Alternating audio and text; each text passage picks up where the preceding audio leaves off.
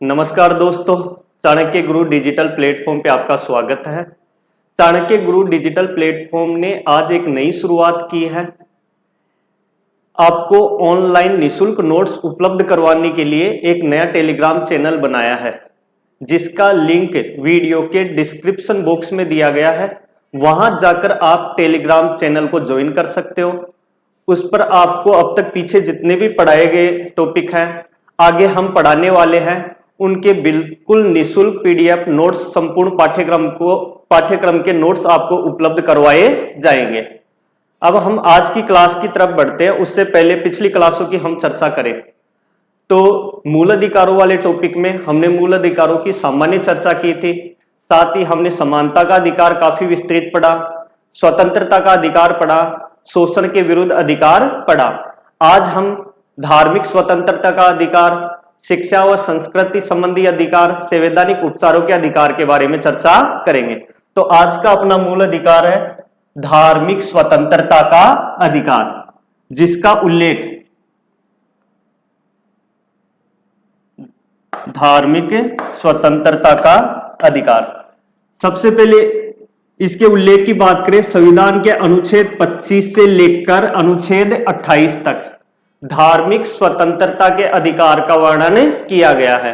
इसके बारे में हम पहले भी चर्चा कर चुके। पंथ जब हम प्रस्तावना पढ़ रहे थे उसमें हमने पढ़ा था कि पंथ निरपेक्ष जो शब्द था वो 42वें संशोधन 1976 द्वारा जोड़ा गया। और वहां पर मैंने आपसे एक प्रश्न किया था कि क्या भारत 1976 में पंथ निरपेक्ष या धर्म निरपेक्ष बना था? तो उसका आंसर क्या था? नहीं, भारत शुरू से ही पंथ निरपेक्ष राज्य था, क्योंकि मूल अधिकारों में प्रत्येक धर्म को स्वतंत्रता प्रदान की गई है। प्रत्येक व्यक्ति को अपने अंतःकरण से किसी भी धर्म को मानने, प्रचार प्रसार करने की स्वतंत्रता दी गई है। तो ध्यान रखना, यह जो अधिकार है भारत को ज्यादा से ज्यादा क्या बनाता है? पंथ निरपेक्ष बनाता है। तो सबसे पहले बात करें अनुच्छेद 25 की। अनुच्छेद 25 है प्रत्येक नागरिक को अंतःकरण की स्वतंत्रता प्रदान करता है। अंतःकरण की स्वतंत्रता, साथ ही ये किसी भी धर्म को अबाध रूप से मानने और प्रचार प्रसार की स्वतंत्रता प्रदान करता है। काफी बार प्रश्न आता है अंतःकरण की स्वतंत्रता कौन से अनुच्छेद में वर्णित है? केवल इतना से पूछा जाएगा, अंतःकरण की स्वतंत्रता कौन से अनुच्छेद में वर्णित है? अब भी फर्स्ट ग्रेड 2013 के एक प्रश्न की बात करूं तो उसमें प्रश्न आया था कि शब्द से कौन सा शब्द से स्वतंत्रता के अधिकार में शामिल नहीं है? स्वतंत्रता के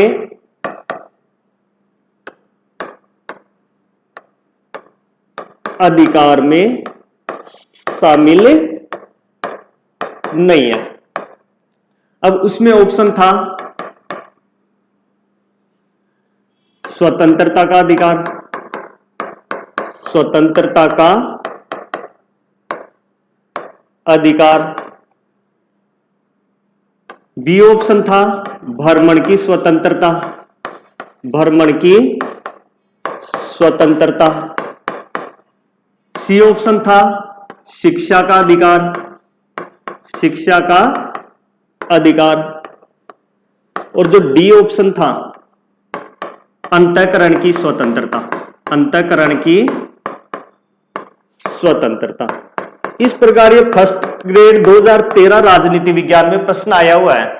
तो आसानी से अगर हम देखते हैं कि भाई स्वतंत्रता के अधिकार में कौन सा शामिल नहीं है, ज्यादातर ने आंसर क्या दिया? शिक्षा का अधिकार। तो ऐसे प्रश्नों में सबसे पहले आपको क्या देखना है कि भाई स्वतंत्रता के अधिकार का उल्लेख कहां से कहां तक है? अनुच्छेद 19 से 22 तक, अनुच्छेद 19 से 22 तक। अब देखो, अंतःकरण की जो स्वतंत्रता है इसका उल्लेख कौन से में? अनुच्छेद 25 में इसका उल्लेख किया गया है। तो इसका आंसर क्या था? ये। तो इस प्रकार इसको लेकर काफी प्रश्न पूछे जाते हैं कि अंतःकरण की स्वतंत्रता कौन से अनुच्छेद में? 25 में। तो अनुच्छेद 25 है भारत के प्रत्येक नागरिक को न केवल अंतःकरण की बल्कि किसी भी धर्म को अबाध रूप से मानने और प्रचार प्रसार की स्वतंत्रता प्रदान करता है। अब यहां पर प्रचार प्रसार की बात करें तो ध्यान रखना, कोई व्यक्ति अपने धर्म का प्रचार प्रसार करते समय किसी को धर्म परिवर्तन करने हेतु बाध्य नहीं कर सकता। किसी धर्म को अपनाना न अपनाना किसी व्यक्ति के अंतःकरण की बात है, वो अपनाए या न अपनाए, किसी के साथ बाध्यता नहीं की जा सकती। आगे बात करें, ये जो अनुच्छेद 25 है, अंतःकरण और धर्म को अबाध रूप से मानने प्रचार प्रसार की स्वतंत्रता प्रदान करता है। ये तीन चीजों के अधीन है, तीन चीजों के अधीन रहकर दिया गया है, यानी इनके आधार पर धार्मिक स्वतंत्रता के अधिकार पर प्रतिबंध लगाया जा सकता है। वो प्रतिबंध तीन कौन कौन से? एक तो लोक व्यवस्था के आधार पर, अगर मान लीजिए कोई धर्म है या उसका कोई कार्यक्रम है, वो लोक व्यवस्था को क्षति पहुंचाने की कोशिश करता है तो उस पर प्रतिबंध लगाया जा सकता है। या धर्म का कोई कर्तव्य सदाचार या नैतिकता के खिलाफ है, उस पर भी प्रतिबंध लगाया जा सकता है। या धर्म का कोई कृत्य स्वास्थ्य के खिलाफ है, इसके आधार पर भी प्रतिबंध लगाया जा सकता है। यानी इन तीन चीजों को छोड़ दे तो प्रत्येक व्यक्ति को अंतःकरण की और किसी भी धर्म को मानने प्रचार प्रसार की अबाध स्वतंत्रता प्रदान की गई है। यह प्रश्न आरएस 2013 में भी आया हुआ है कि धार्मिक स्वतंत्रता का जो अधिकार है किसके अधीन रहते हुए दिया गया है। ऑप्शन में तीन ये थे और एक था मानवता, चौथा ऑप्शन था मानवता। तो ध्यान रखना, मानवता के आधार पर इसको प्रतिबंधित नहीं किया जा सकता, केवल तीन प्रतिबंध लगाए जा सकते, लोक व्यवस्था, सदाचार और स्वास्थ्य। साथ ही अनुच्छेद 25 का जो दूसरा पार्ट है वो क्या कहता है कि सार्वजनिक प्रकार की जो हिंदुओं की संस्था है वो सभी वर्गों अनुभागों के खोलने का उपबंध करता है। 25(2) क्या कहता है कि सार्वजनिक प्रकार की जितनी भी हिंदुओं की जो संस्था है धर्म से संबंधित है वो सभी वर्गों के लिए, सभी अनुभागों के लिए खुली रहेगी। अब ध्यान देना, इसका स्पष्टीकरण करें। यहां पर हिंदू शब्द में कौन कौन शामिल है? हिंदू शब्द में बौद्ध शामिल है, हिंदू शब्द में जैन शामिल है, हिंदू शब्द में सिख शामिल है, सिख शामिल है। तो यह भी ध्यान रखना, काफी हाल ही सेकंड ग्रेड एग्जाम में प्रश्न आया था कि अनुच्छेद 25 में वर्णित हिंदू शब्द में निम्न में से कौन सा शामिल नहीं है। तो ध्यान रखना, यहां पर हिंदू में बौद्ध शामिल है, जैन शामिल है, सिख शामिल है। ऑप्शन में चौथा था पारसी। पारसी ध्यान रखना अनुच्छेद 25 के हिंदू शब्द में शामिल नहीं है। दूसरी व्याख्या करें इसकी। अनुच्छेद 25 क्या कहता है? अंतःकरण से किसी भी धर्म को मानने और प्रचार प्रसार करने की स्वतंत्रता प्रदान करता है। इसका स्पष्टीकरण करें आगे तो ध्यान रखना, सिख है, सिखों द्वारा कटार धारण करना, सिखों द्वारा कटार धारण करना अनुच्छेद 25 के तहत उनके धर्म का क्या माना गया है? अंग माना गया है। अगर कोई एक सामान्य व्यक्ति है और वो मान लीजिए कि कटार धारण करके चलता है, कटार अपने आप में एक हथियार है, तो उस पर प्रतिबंध आरोपित किया जा सकता है। लेकिन सिख धर्म है, उसके 5 प्रतीक है, उनमें से कटार भी एक ही प्रतीक है। अगर कोई सिख कटार धारण करके चलता है तो वो अपराध नहीं है, क्योंकि 25 के तहत उनके धर्म का क्या माना गया है? अंग माना गया है। तो इसमें इंपॉर्टेंट रूप से इसके 2 स्पष्टीकरण याद रखना। सिखों द्वारा कटार धारण करना उनके धर्म का अंग है, कौन से आर्टिकल के तहत? 25 के तहत। दूसरा, 25 के संबंध में जो हिंदू शब्द है उसमें कौन कौन शामिल है?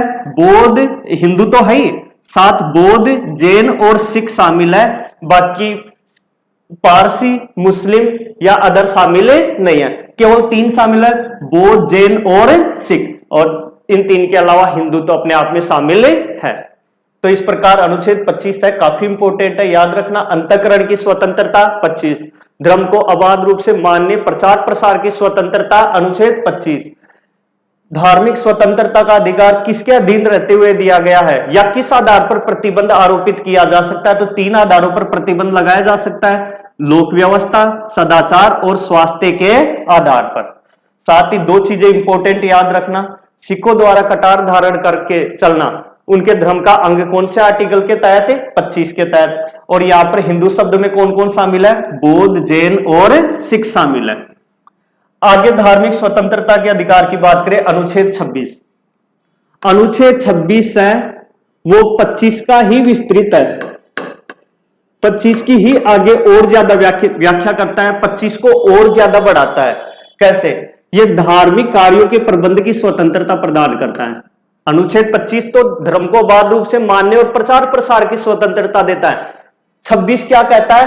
अपने धर्म से संबंधित कार्यक्रमों के आयोजन की स्वतंत्रता प्रदान करता है, धार्मिक कार्यों के आयोजन की स्वतंत्रता प्रदान करता है। यह क्या कहता है कि प्रत्येक धार्मिक संप्रदाय या उसका कोई भी अनुभाग धार्मिक प्रयोजन के लिए संस्थाओं की स्थापना कर सकता है, धार्मिक प्रयोजन के लिए संस्थाओं की स्थापना कर सकता है। कौन से आर्टिकल के तहत? 26 के तहत। अपने धर्म से संबंधित कार्यों के प्रबंध करने की स्वतंत्रता देता है। जैसे मान लो कि हिंदू धर्म के लोग हैं, वो होली, दीपावली आदि त्योहार, वो उनके क्या है? कार्यक्रम। इसके अलावा मुस्लिम संप्रदाय की बात करें, ईद वगैरह, ईद मोहर्रम जैसे त्योहार है, वो उनके क्या है? कार्यक्रम है। तो अनुच्छेद 26 के तहत अपने धर्म से संबंधित कार्यों के प्रबंध करने की स्वतंत्रता देता है। अपने धर्म का विस्तार करने के लिए, अपने धर्म का विस्तार करने के लिए संपत्ति का अर्जन व स्वामित्व की स्वतंत्रता प्रदान करता है। संपत्ति का विधि अनुसार प्रशासन करने की स्वतंत्रता प्रदान करता है। तो अनुच्छेद 26 है वो प्रत्येक धर्म को अपने धर्म से संबंधित कार्यक्रमों के आयोजन की स्वतंत्रता, जिनमें 4 चीजें शामिल है। धार्मिक संस्थाओं की स्थापना पर बल देता है, धार्मिक कार्यों के प्रबंध की छूट देता है, धार्मिक कार्यों हेतु संपत्ति को इकट्ठा करने, उनका स्वामित्व करने की स्वतंत्रता देता है। इसके अलावा संपत्ति जो इकट्ठी की गई है उसका विधि अनुसार प्रशासन करने की स्वतंत्रता प्रदान करता है। साथ ही आगे बढ़े, अनुच्छेद 27 है, अनुच्छेद 27 वो धार्मिक कार्यों में खर्च की गई संपत्ति पर टैक्स में छूट देता है।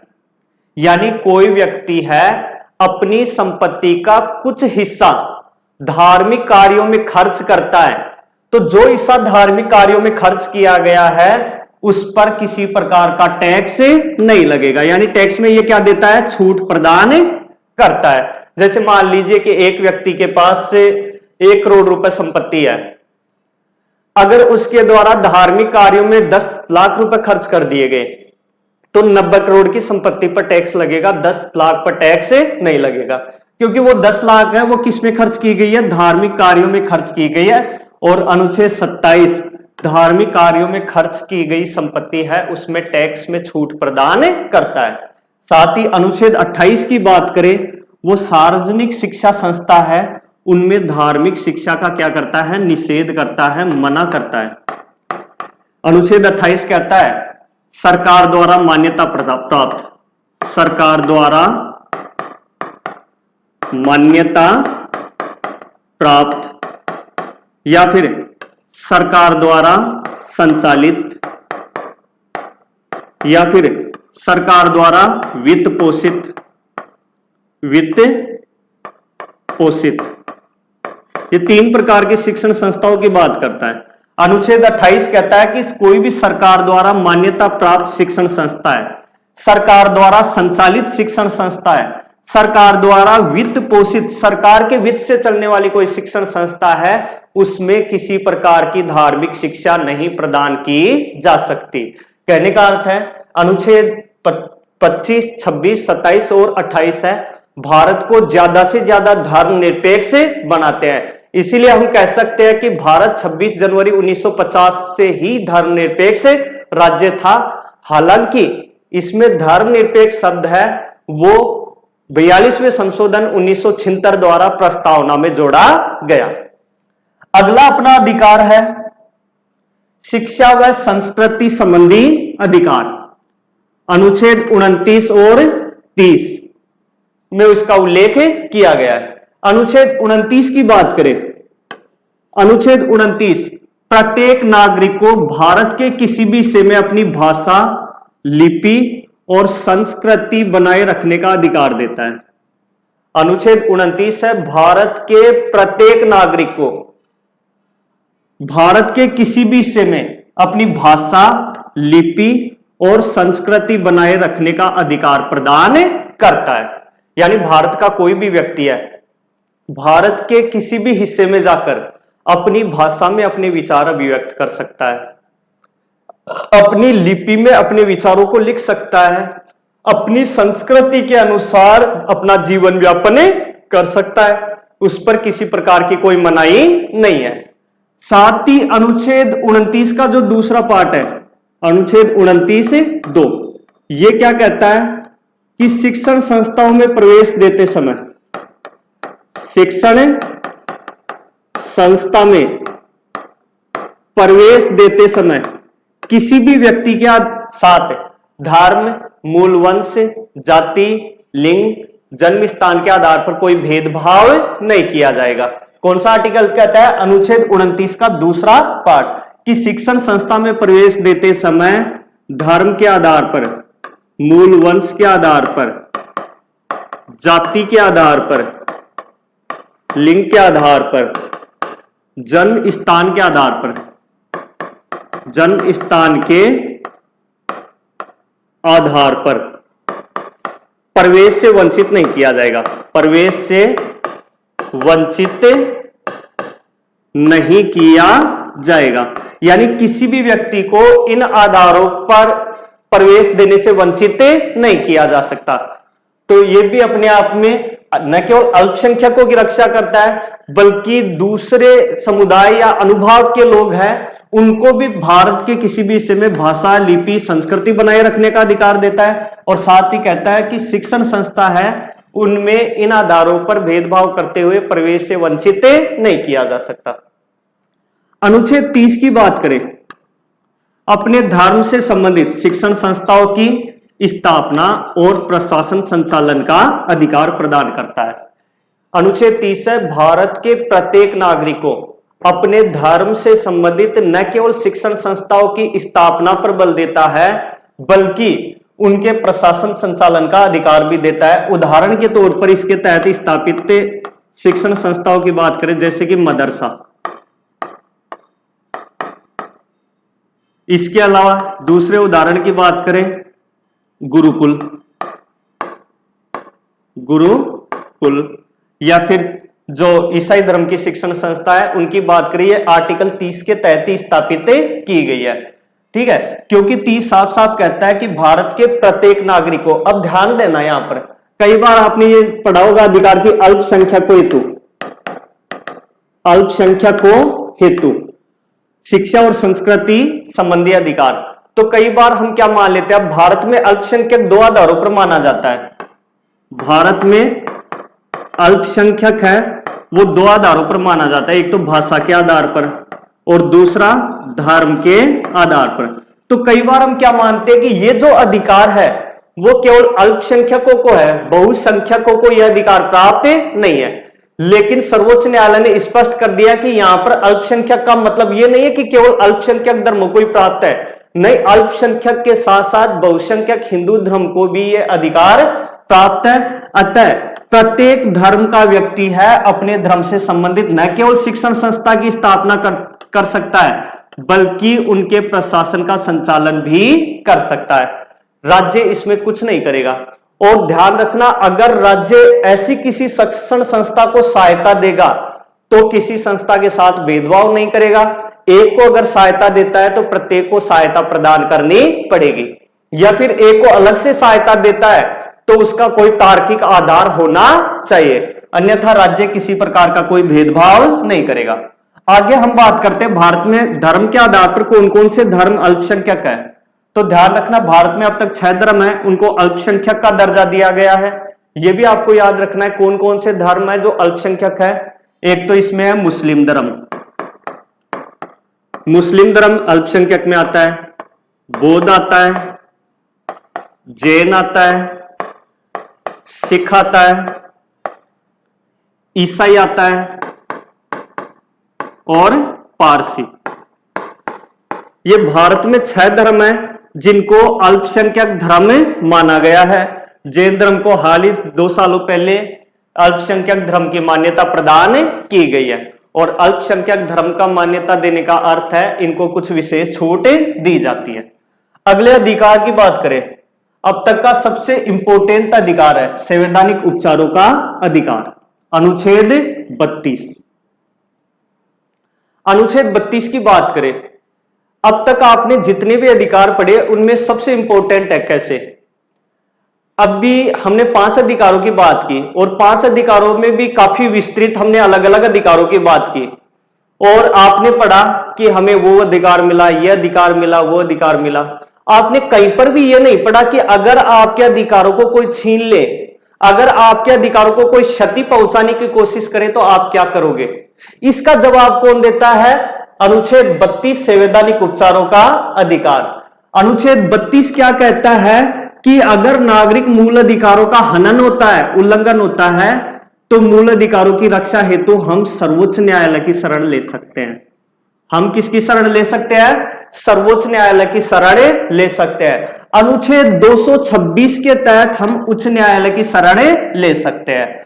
और सर्वोच्च और उच्च न्यायालय है, ध्यान रखना, सर्वोच्च और उच्च न्यायालय अनेक प्रकार की रिट जारी करेंगे और इन रिटों के माध्यम से आपकी मूल अधिकारों की क्या करेंगे? रक्षा करेंगे। कहने का अर्थ है कि अगर नागरिक मूल अधिकारों का हनन होता है तो नागरिक है अनुच्छेद 32 के तहत या तो डायरेक्ट सर्वोच्च न्यायालय जा सकता है। कौन से अनुच्छेद के तहत? 32 के तहत। और अनुच्छेद 226 के तहत चाहे तो वो उच्च न्यायालय में भी जा सकता है। सर्वोच्च और उच्च न्यायालय दोनों न्यायालय, सर्वोच्च और उच्च न्यायालय या कहे दोनों ही न्यायालय अनेक प्रकार की रिट जारी करके नागरिक मूल अधिकारों की रक्षा करते हैं। तो हम कह सकते हैं सर्वोच्च और उच्च न्यायालय है मौलिक अधिकारों के क्या है? रक्षक है। प्रश्न ये भी काफी बार आता है कि निम्न में से कौन से न्यायालय को रिट जारी करने का अधिकार है? ऑप्शन में होता है सर्वोच्च न्यायालय, बी ऑप्शन होता है उच्च न्यायालय, सी ऑप्शन होता है सर्वोच्च और उच्च न्यायालय। तो हमें याद रखना है न केवल सर्वोच्च न्यायालय रिट जारी करता है बल्कि उच्च न्यायालय को भी रिट जारी करने का अधिकार है। कौन से आर्टिकल के तहत? अनुच्छेद 226 के तहत। तो ध्यान रखना, संवैधानिक जो उपचारों का अधिकार है आपके अन्य अधिकारों की रक्षा करता है। इसकी महत्वपूर्णता को देखते हुए संविधान सभा में अंबेडकर के द्वारा क्या कहा गया? देखो, जब अंबेडकर संविधान सभा को संबोधित कर रहे थे तो उन्होंने एक बहुत बढ़िया बात कही कि अगर मेरे से कोई पूछे कि इस संविधान का ऐसा कौन सा प्रावधान है जिसके बिना संविधान शून्य हो जाएगा, जिसके बिना संविधान आत्मा विहीन हो जाएगा, जिसके बिना संविधान हृदय विहीन हो जाएगा, मैं अनुच्छेद 32 को छोड़कर किसी का नाम नहीं लूंगा। मैं अनुच्छेद 32 को छोड़कर किसी का नाम नहीं लूंगा। यह तो यानी अनुच्छेद 32 तो संविधान की आत्मा है, संविधान का हृदय है। ऐसा किसके द्वारा कहा गया? अंबेडकर के द्वारा कहा गया। पिछली रिट एग्जाम में प्रश्न भी आया था, संवैधानिक उपचारों के अधिकार को किसने संविधान का हृदय और आत्मा की संज्ञा दी? डॉक्टर भीमराव अंबेडकर के द्वारा संविधान का हृदय और आत्मा की संज्ञा दी गई। तो ध्यान रखना, काफी इंपॉर्टेंट मूल अधिकार है और यहां से काफी प्रश्न भी पूछे जाते हैं। पहला प्रश्न, सर्वोच्च न्यायालय को रिट जारी करने का अधिकार कौन से अनुच्छेद के तहत? अनुच्छेद 32 और उच्च न्यायालय को 226। फिर मौलिक अधिकारों का रक्षक किसे माना जाता है? ध्यान रखना, न केवल सर्वोच्च न्यायालय बल्कि उच्च न्यायालय, या फिर हम डायरेक्ट शॉर्ट में बोले न्यायपालिका है, वो मौलिक अधिकारों की क्या है? रक्षक है। किसके माध्यम से? रिटों के माध्यम से वो मूल अधिकारों की रक्षा करती है। फिर प्रश्न पूछ लिया जाता है रिट जारी करने का अधिकार कौन से न्यायालय को है? सर्वोच्च और उच्च न्यायालय दोनों को ही रिट जारी करने का अधिकार है।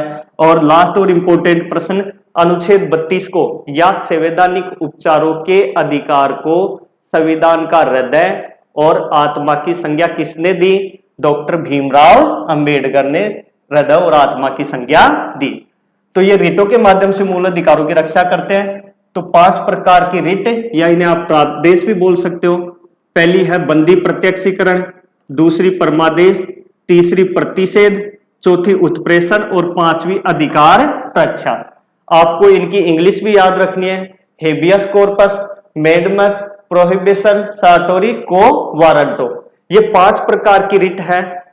इन रिटों के माध्यम से नागरिक मूल अधिकारों की सर्वोच्च और उच्च न्यायालय हैं वो क्या करते हैं? रक्षा करते हैं। अलग अलग बात करेंगे इन रिट की। सबसे पहली रिट है बंदी प्रत्यक्षीकरण। न केवल पहली रिट है बल्कि सबसे इंपॉर्टेंट पे इंग्लिश है इसकी हेबियस कॉर्पस। इसका अर्थ क्या है? सशरीर प्रस्तुत करना।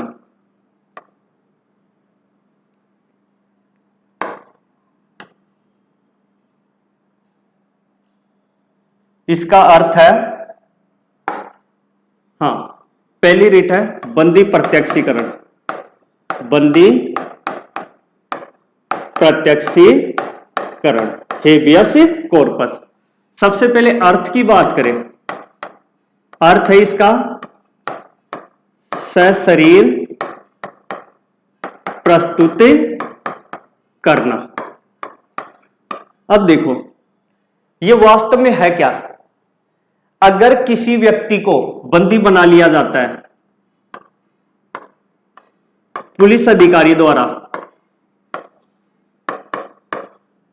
व्यक्ति को बंदी बना लिया जाता है, बंदी बना लिया जाता है। अब ध्यान देना, आपने आर्टिकल 22 में पढ़ा था। आर्टिकल 22 में क्या पढ़ा था कि बंदी बनाए गए व्यक्ति को 24 घंटे में, बंदी बनाए गए व्यक्ति को 24 घंटे में न्यायालय में पेश किया जाए। जो भी नजदीकी न्यायालय है उसके समक्ष पेश किया जाए ताकि उसकी जांच हो कि उसने अपराध किया है या नहीं किया है। मान लीजिए कि किसी पुलिस अधिकारी के द्वारा किसी व्यक्ति को बंदी बना लिया गया, लेकिन उससे 24 घंटे में न्यायालय में पेश नहीं किया गया, तो ऐसे पुलिस अधिकारी को जारी की जाती है या ऐसे व्यक्ति को जारी की जाती है जिसने किसी व्यक्ति को बंदी बनाया है और न्यायालय में पेश नहीं किया है। तो यह रिट क्या आदेश जारी करती है पुलिस अधिकारी को कि बंदी बनाए गए व्यक्ति को 24 घंटे के भीतर भीतर नजदीकी न्यायालय में पेश किया जाए ताकि उसकी जांच हो सके कि व्यक्ति ने अपराध किया है या नहीं किया है। अगर अपराध किया है तो सजा हो जाएगी और अगर अपराध नहीं किया है तो उसे बरी कर दिया जाएगा। तो ध्यान रखना, यह रिट है नागरिक स्वतंत्रता की सर्वाधिक गारंटी प्रदान करती है। नागरिक स्वतंत्रता की सर्वाधिक गारंटी प्रदान करती है। तो यह भी प्रश्न आता है, या फिर हम यह भी कह सकते हैं जीवन जीने के अधिकार के सबसे नजदीक है। जीवन जीने के अधिकार के सबसे नजदीक है। तो ध्यान रखना, एक बार दोबारा से बता रहा हूं मैं। बंदी प्रत्यक्षीकरण अर्थ क्या है? सशरीर प्रस्तुति करना। किसको जारी की जाती है? ऐसे पुलिस अधिकारी या व्यक्ति को या प्राधिकारी को जिसने किसी व्यक्ति को बंदी बनाया है। आदेश क्या दिया जाता है? बंदी बनाए गए व्यक्ति को 24 घंटे के भीतर नजदीकी न्यायालय में पेश किया जाए। इसमें आने जाने का समय शामिल नहीं है। बंदी बनाए गए व्यक्ति को 24 घंटे के भीतर नजदीकी न्यायालय में पेश किया जाए ताकि जांच हो सके कि अपराध किया है या नहीं किया है। अगली जो अपनी रिट है वो है परमादेश, मेंडमस। इसका अर्थ है हम आदेश देते हैं। कोई सार्वजनिक अधिकारी, अब देखो इसमें किसको आदेश दिया जाता है, क्या आदेश दिया जाता है। इससे पहले हम बात करें, कोई भी सार्वजनिक अधिकारी है या कोई सार्वजनिक संस्था या निकाय है, पद के साथ उसके पद के साथ साथ कुछ दायित्व जुड़े हुए होते हैं। अगर कोई सार्वजनिक अधिकारी अपने दायित्वों का, अपने कर्तव्यों का, अपने कार्यों का पालन नहीं करता है, ऐसे सार्वजनिक अधिकारी को जारी की जाती है। यानी सार्वजनिक अधिकारी या निकाय अपने कर्तव्यों का पालन नहीं करता है, अपने कर्तव्यों का पालन नहीं करता है, उसे कर्तव्य पालन का आदेश देने के लिए यह लेख जारी किया जाता है। उसे कर्तव्य पालन का आदेश देने के लिए यह लेख जारी किया जाता है। उदाहरण के तौर पर बात करें, जैसे मान लीजिए किसी क्षेत्र में कोई हिंसक घटना हो गई, ठीक है, हिंसक घटना होती है। अब ध्यान रखना, शांति और व्यवस्था बनाने का कर्तव्य किसका है? पुलिस का। अब किसी क्षेत्र में हिंसक घटना हो गई, आपने पुलिस को कॉल किया और पुलिस वाले कहते हैं हमारा काम नहीं, आप देखो और आप जानो। अब उस पुलिस अधिकारी का क्या दायित्व था? अपने क्षेत्र में शांति और व्यवस्था बनाए रखना। उसने आपकी कॉल पर आने से मना कर दिया, तो ऐसे पुलिस अधिकारी को ये कौन सी रिट जारी की जाएगी? परमादेश, की हम आदेश देते हैं, आपका कर्तव्य है शांति और व्यवस्था बनाए रखना, आपको वहां जाना चाहिए और अपने कर्तव्य का पालन करना चाहिए। तो कहने का मतलब है परमादेश रिट है ऐसे सार्वजनिक अधिकारी या निकाय को जारी की जाती है जो अपने कर्तव्यों का पालन नहीं करता है, और इसमें आदेश किसका दिया जाता है? कर्तव्य पालन का आदेश दिया जाता है। अगली जो रिट है अपनी वो है प्रतिषेध, इंग्लिश प्रोहिबिशन, और दूसरी है उत्प्रेषण साटोरी। इनको दोनों को एक साथ पढ़ेंगे। देखो प्रतिषेध का अर्थ क्या है? मना करना या रोकना। सबसे पहली रिट, ये दोनों जो रिट है ये किसको जारी की जाती है? किसी न्यायिक निकाय को, न्यायिक निकाय या फिर अर्ध न्यायिक निकाय, अर्ध न्यायिक निकाय या फिर प्राधिकारी जो न्यायिक क्षमता रखता है, जो न्यायिक क्षमता रखता है उसको ये जारी की जाती है। दोनों ही रिट, न केवल प्रतिषेध बल्कि उत्प्रेषण, दोनों रिट है। सबसे पहले तो किसको जारी की जाती है? न्यायिक निकाय, अर्ध न्यायिक निकाय या किसी प्राधिकारी को यह जारी की जाती है। अब ध्यान देना क्यों जारी की जाती है, कैसे जारी की जाती है। देखिए कोई भी न्यायिक निकाय हो उसका एक अपना अधिकार क्षेत्र होता है, उसका अपना एक अधिकार क्षेत्र होता है। अब कोई भी न्यायिक निकाय अपने अधिकार क्षेत्र से बाहर जाकर मामले की सुनवाई करता है तो उनको रोकने के लिए, उन मामलों पर सुनवाई को रोकने के लिए तो कौन सी रिट जारी की जाएगी? प्रतिषेध। प्रतिषेध का अर्थ ही क्या है? मना करना। अगर कोई न्यायिक निकाय है या अर्ध न्यायिक निकाय है, ठीक, वो अपने अधिकार क्षेत्र से बाहर जाकर मामलों की सुनवाई करता है तो उनको रोकने के लिए तो कौन सी रिट जारी की जाएगी? प्रतिषेध। उन मामलों को रुकवा कर सुनवाई के लिए अपने पास मंगवाने के लिए कौन सी रिट जारी की जाएगी? उत्प्रेषण। ठीक, एक बार दोबारा से बता रहा हूं, प्रतिषेध और उत्प्रेषण रिट है सबसे पहले तो किसको जारी की जाती है? न्यायिक निकाय, अर्ध न्यायिक निकाय या प्राधिकारी को जारी की जाती है। प्रत्येक न्यायिक निकाय या अर्ध न्यायिक निकाय है उसका अपना एक अधिकार क्षेत्र होता है। कोई भी न्यायिक निकाय या अर्ध न्यायिक निकाय है अपने अधिकार क्षेत्र से बाहर जाकर मामलों की सुनवाई करता है। उन मामलों को, बाहर के मामलों को रुकवाने के लिए तो कौन सी रिट जारी की जाएगी? प्रतिषेध। और उन मामलों को रुकवाकर सुनवाई हेतु अपने पास मंगवाने के लिए कौन सी रिट जारी की जाएगी? उत्प्रेषण। देखो अलग अलग देखते हैं। सबसे पहले प्रतिषेध, अर्थ क्या है? मना करना। यह अधीनस्थ न्यायालयों को जारी की जाती है। क्यों जारी की जाती है? न्याय क्षेत्र के बाहर के कार्यों को रोकने के लिए। न्याय क्षेत्र के बाहर के कार्यों को रोकने के लिए तो कौन सी रिट? प्रतिषेध। और उन मामलों को रुकवाकर सुनवाई हेतु अपने पास मंगवाने के लिए कौन सी रिट जारी की जाएगी? उत्प्रेषण रिट जारी की जाएगी। लास्ट अपनी जो रिट है वो है अधिकार प्रच्छा, इंग्लिश है को वारंटो। इसका अर्थ है किस अधिकार से?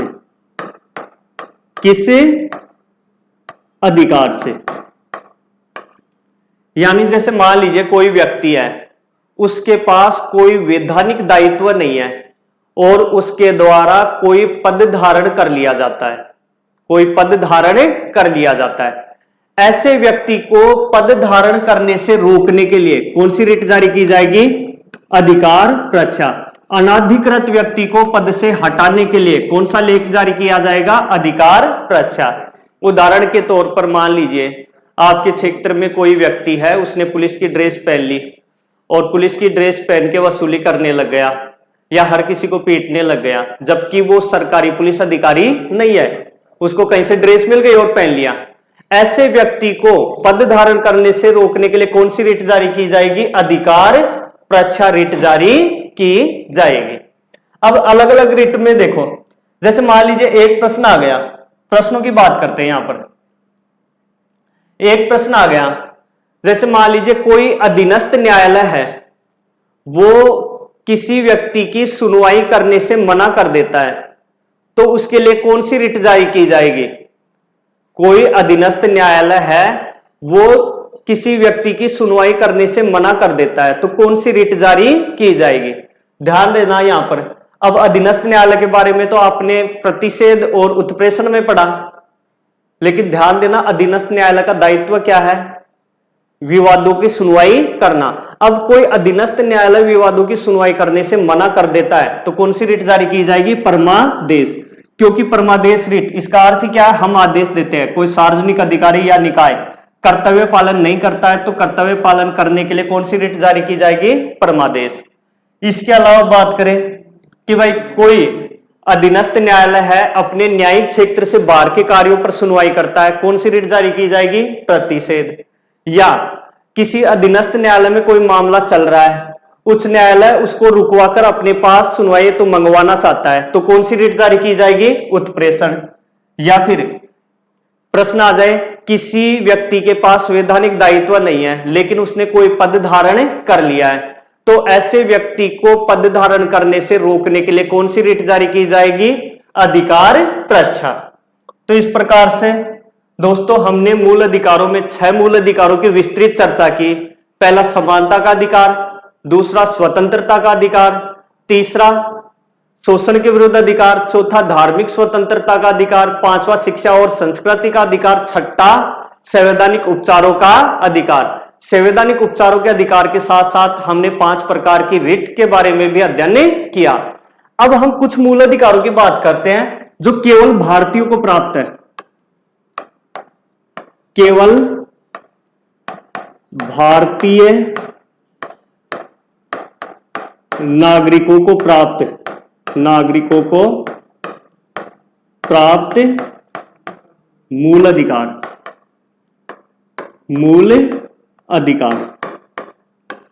यानी कुछ मूल अधिकार ऐसे हैं जो केवल भारत के नागरिकों को प्राप्त है, विदेशियों को प्राप्त नहीं है।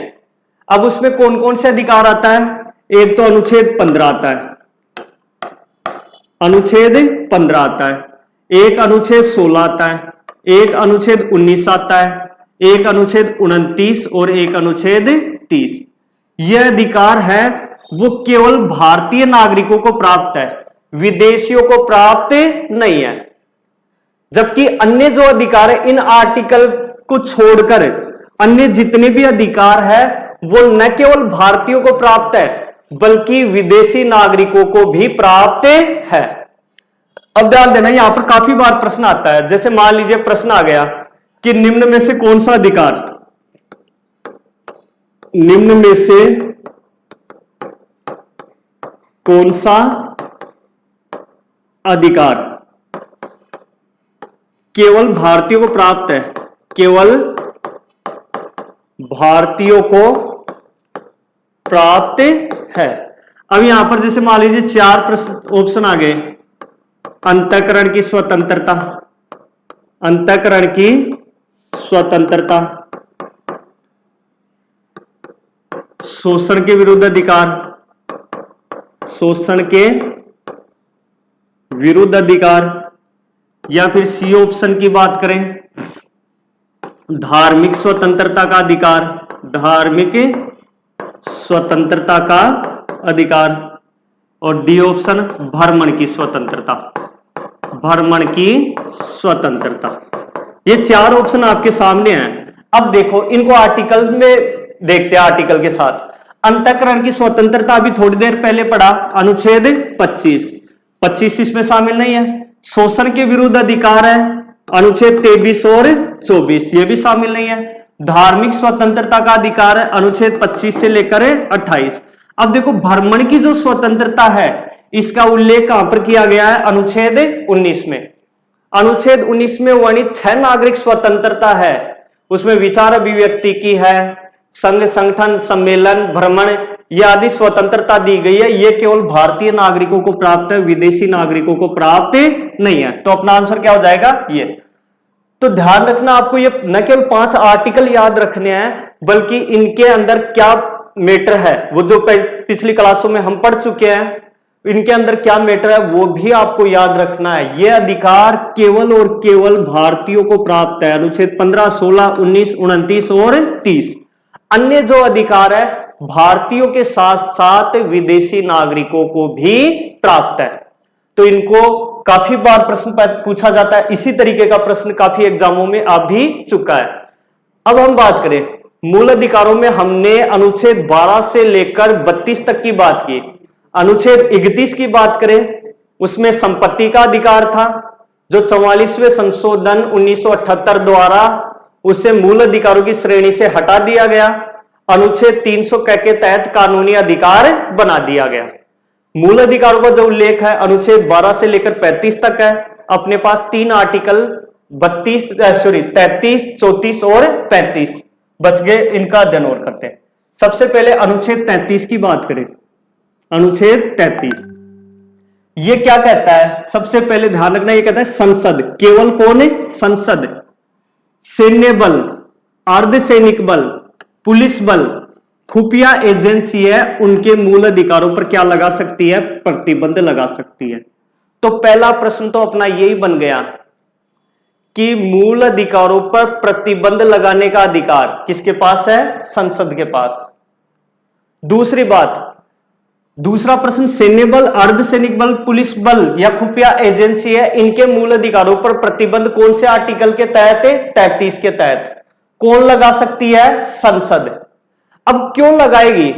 ध्यान रखना, ये सैन्य बल है, अर्धसैनिक बल है, इनकी मुख्य जिम्मेदारी देश की रक्षा करना है। अब देश की रक्षा करने की इनकी मुख्य जिम्मेदारी है, बहुत ही बड़ा दायित्व इनके पास है। इसका मतलब इनमें अनुशासन बनाए रखना जरूरी है। इनमें अनुशासन बनाए रखना जरूरी है। तो ध्यान रखना, इस पर जो प्रतिबंध लगाया जाता है इनके मूल अधिकारों पर, इसका मुख्य उद्देश्य क्या है? इनके कार्यों में अनुशासन बनाए रखना। यानी संसद के द्वारा जो सैन्य बल है, अर्धसैनिक बल है, पुलिस बल है, खुफिया एजेंसी है, इनके मूल अधिकारों पर जो प्रतिबंध आरोपित किए जाते हैं, उन प्रतिबंध लगाने का मुख्य जो उद्देश्य है, इनमें अनुशासन बनाए रखना, ताकि ये अपने कर्तव्यों का आसानी से पालन कर सके। अनुच्छेद 34 की बात करें। अनुच्छेद 34 का क्या कहता है कि मार्शल लॉ लागू होने पर, अगर भारत के किसी हिस्से में मार्शल लॉ लागू हो जाता है, वहां पर मूल अधिकार परिवर्तित नहीं होंगे, वहां पर कुछ समय के लिए मूल अधिकार क्या हो जाएंगे? निलंबित हो जाएंगे। यानी ये अनुच्छेद 34 कहता है कि जहां कहीं पर मार्शल लॉ लागू है, ध्यान रखना संविधान में मार्शल लॉ की व्याख्या नहीं की गई है, हालांकि इसका अर्थ किससे लगाया जाता है? सैन्य कानून से लगाया जाता है।